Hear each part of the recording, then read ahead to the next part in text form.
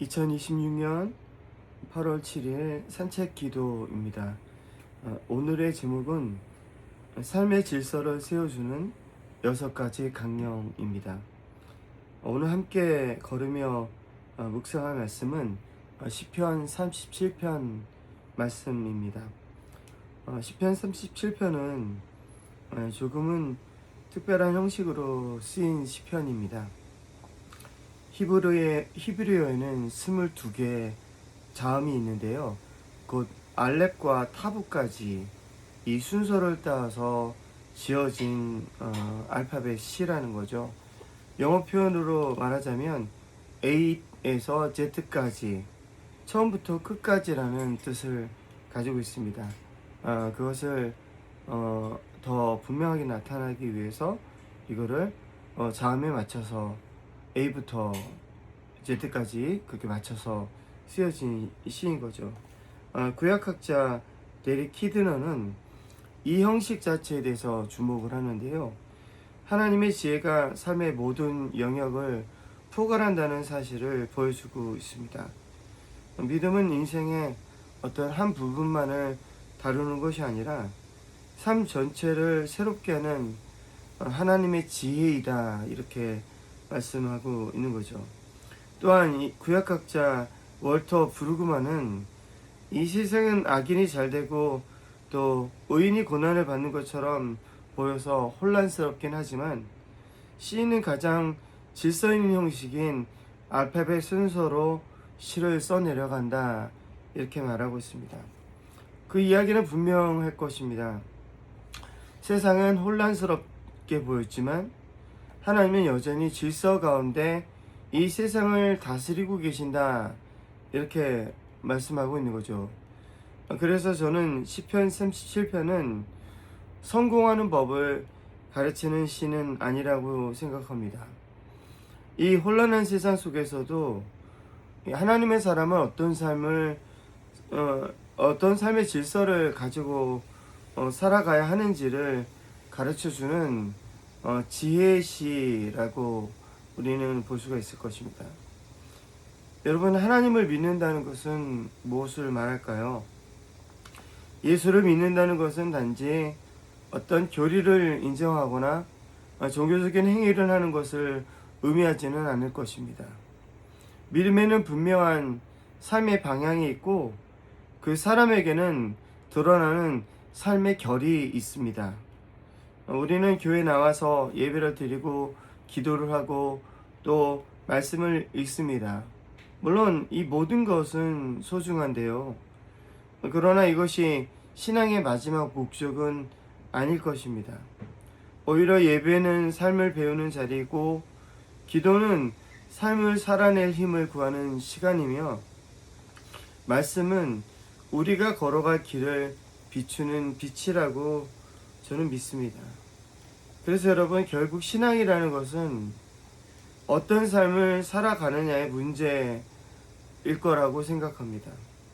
사람을 어떻게 대하는지, 돈을 어떻게 사용할지, 억울한 일을 당했을 때 어떻게 우리는 반응하고 어떻게 해야 되는지, 다른 사람이 잘 될 때 어떤 마음을 품어야 하는지, 또 내 뜻대로 되지 않는 시간들을 어떻게 견뎌야 하는지, 또한 그곳에서 내가 무엇을 믿고 있는지가 드러나게 될 거라고 생각합니다. 그런 의미에서 시편 37편은 하나님을 믿는 사람이 이 세상 속에서 살아가는 삶의 질서를 6가지로 정리를 해서 들려주고 있습니다. 첫 번째, 속상해하지 말아라. 악한 자들이 잘된다 해서 속상해하지 말며, 이렇게 말하고 있죠. 믿음의 첫걸음은 비교를 멈추는 것입니다. 비교는 마음의 질서를 가장 먼저 무너뜨리게 되는데요. 다른 사람의 형통이 내 삶의 기준이 되는 순간 평안도 함께 무너질 것입니다. 그래서 악한 자들이 잘 된다고 해서 속상해하지 말라, 이렇게 성서는 말하고 있습니다. 두 번째, 주님을 의지하고 선을 행하여라. 세상이 악한 방법으로 앞서간다고 해서 우리도 그 길을 따라갈 필요는 없습니다. 세상이 경쟁한다고 해서 나도 그 경쟁심에 사로잡힐 필요가 없고, 또한 세상이 속인다고 해서 나도 세상을 속일 필요는 없습니다. 하나님을 믿는 사람에게는 살아내야 될 다른 삶의 길이 있기 때문에 그렇습니다. 세 번째, 이 땅에서 성실히 살아라.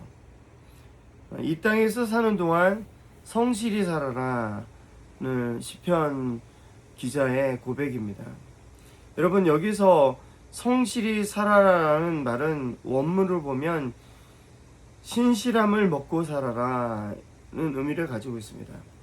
그래서 존 골딩게이는 믿음은 특별한 순간보다 반복되는 일상 속에서 드러나게 된다, 이렇게 말하고 있는 거죠. 그래서 여러분, 거창한 성공보다는 매일의 성실함이 하나님 나라를 살아가는 사람들의 양식이다, 이렇게 말하고 있는 거죠. 네 번째, 기쁨을 주님에게서 찾아라. 기쁨은 오직 주님에게서 찾아라, 이렇게 말하고 있는데요.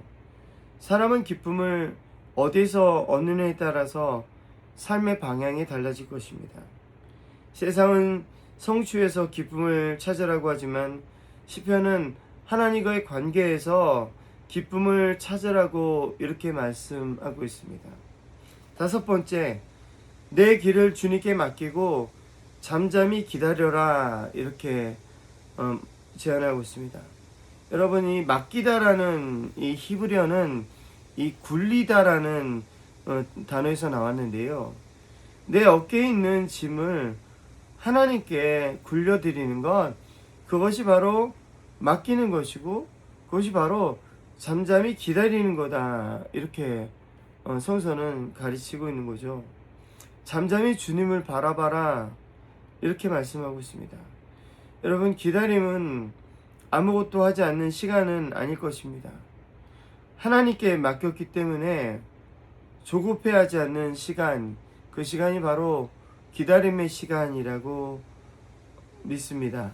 여섯 번째, 노여움을 버리고 불평하지 마라. 여러분, 분노와 불평은 결국 우리를 악이 사용하는 방식으로 이끌어 갈 것입니다. 악인을 이기는 길은 더 큰 분노가 아니라 하나님 안에서 우리의 마음의 질서를 지키는 것이다, 그렇게 말하고 있는 거죠. 여러분, 이 6가지가 성공을 위한 6가지 법칙은 아닐 것입니다. 이렇게 살아간다고 해서 성공을 하진 않습니다. 오히려, 하지만 하나님을 믿는 사람이 신앙 가운데서 이 세상을 살아가는 6가지 삶의 태도라고 시편은 말하고 있습니다. 선을 행하고 성실하게 살아가며 기쁨의 근원을 오직 하나님께 두고 통제할 수 없는 것은 하나님께 맡기고 기다리며 이 분노와 불평의 마음이 내 마음을 지배하지 못하도록 하는 삶, 이 삶이 바로 신자의 삶이다, 신앙인의 삶이다, 그렇게 시편 기자는 우리에게 가르쳐주고 있는 것입니다. 어쩌면 이것이 시편 37편이 A에서 Z까지 형식으로 기록된 이유인지도 모르겠습니다. 하나님을 믿는다는 것은 삶의 한 부분에 종교를 더하는 일이 아닙니다. 삶의 A에서 Z까지 처음부터 끝까지 하나님의 질서 안에서 살아가겠다는 고백일 텐데요. 시편의 마지막에서는 다윗은 자신의 평생을 돌아보면서 이렇게 고백합니다. 나는 젊어서나 늙어서나 의인이 버림받는 것과 그의 자손이 구걸하는 것을 보지 못하였다. 저도 이 말씀에 참 큰 위로가 되는데요. 이것은 이론이 아닙니다. 한 사람의 삶이 증언하는 믿음이지요. 긴 세월 동안 하나님과 함께 걸어온 사람이 마지막에 내놓는 고백이 바로 이 고백이라는 겁니다. 세상은 때로 악인이 더 빨리 달리는 것처럼 보이기도 합니다. 그러나 하나님은 속도보다 오늘 우리의 방향을 보고 계십니다. 그리고 하나님의 길을 걷는 사람은 비틀거릴지라도 버려지지는 않습니다. 그래서 A부터 Z까지 처음부터 끝까지 오늘도 그 질산에서 한 걸음씩 걸어가는 우리 모두가 되시길 예수 그리스도 이름으로 축원합니다. 오늘의 질문, 요즘 내 삶의 질서를 가장 흔들고 있는 것은 무엇인가요? 한번 좀 생각해 봤으면 좋겠어요. 혹시나도 내 삶에 어떤 마음의 평안이 깨졌다면 그 평안이 깨진 이유가 무엇인지, 내 삶의 질서를 흔드는 것이 무엇인지 한번 깊이 돌아봤으면 좋겠습니다. 두 번째, 시편 37편의 6가지 강령 중에 하나님께서 오늘 특별히 내게 말씀하시는 것은 무엇일까요? 이걸 한번 물어봤으면 좋겠어요. 6가지 중에 전부일 수도 있겠지만 어떤 부분에서 내 마음을 터치하는 것들이 있을 텐데요. 그 부분에 대해서 묵상했으면 좋겠습니다. 세 번째, 나는 교회에서만 믿는 사람입니까? 아니면 삶의 A부터 Z까지 예수 그리스도를 따라 살아가는 사람입니까? 이 질문을 좀 했으면 좋겠거든요.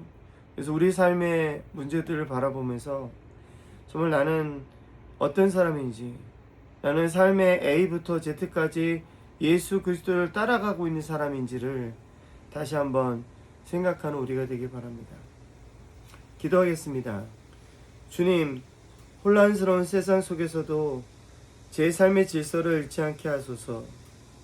악한 사람을 부러워하기보다 선을 행하게 하시고, 조급해하기보다는 성실하게 하시고, 성취보다는 주님 안에서 기쁨을 찾게 하소서. 제 힘으로 붙들고 있는 짐을 주님께 맡기게 하시고, 기다림 속에서도 주님을 신뢰하는 믿음을 주소서. 예배가 삶으로 이어지게 하시고, 기도가 오늘을 살아낼 힘이 되게 하시며, 말씀이 제 걸음을 비추는 빛이 되게 하소서. 삶의 A부터 Z까지, 처음부터 끝까지 예수 그리스도를 믿는 사람답게 살아가게 하옵소서. 예수 그리스도의 이름으로 기도합니다. 아멘.